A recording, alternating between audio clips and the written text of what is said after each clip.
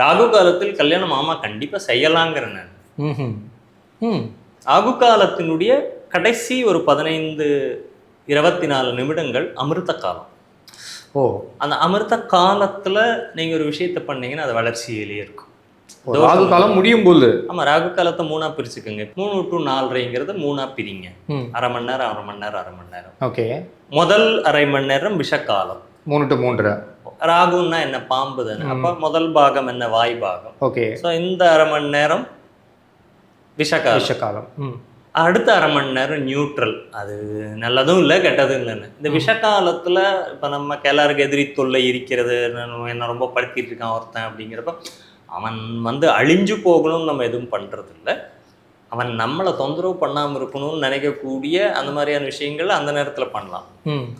Next neutral காலம்ங்கிறதுல அது நல்லதும் இல்லை கெட்டதும் இல்லை, அது நியூட்ரலாக தான் இருக்கும். அதை உபயோகப்படுத்தாமல் கடைசி அரை மணி நேரம் இருக்குது பார்த்தீங்களா. ஸோ 24 நிமிஷம், கடைசி 24 நிமிடம் அமிர்த காலம்.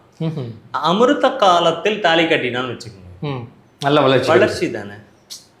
அமிர்த காலத்தில் போய் ராகு காலத்தில் அமிர்த காலத்தில் நீங்கள் செய்யக்கூடிய ஒரு விஷயம் மீண்டும் மீண்டும் வளரும், வளர்ச்சியை நோக்கி போகும். நீங்கள் இந்த ராகு காலத்தில் தான் அந்த பீரியடில் தான் அந்த தானியம் எல்லாம் கொட்டி வச்சாங்க. ஸோ பாக்டீரியல் எஃபெக்ட் ஆகாமல் இருக்கணுங்கிறதுக்கோசரம் விவசாயத்துக்கு தான் ராகு காலம். ஓ. ஸோ அப்போ நாங்கள் ராகு காலத்தில் தான் கல்யாணம் பண்ணோன்னு நீங்கள் பண்ணீங்க, கடைசி 24 நிமிஷத்துக்குள்ளே தான் தாலி கட்டியிருப்பீங்க.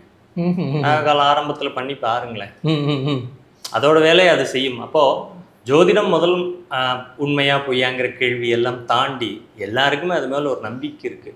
முக்கியமாக சைக்காலஜிக்கெலாம் நீங்கள் ரெடி ஆகிடுவீங்க.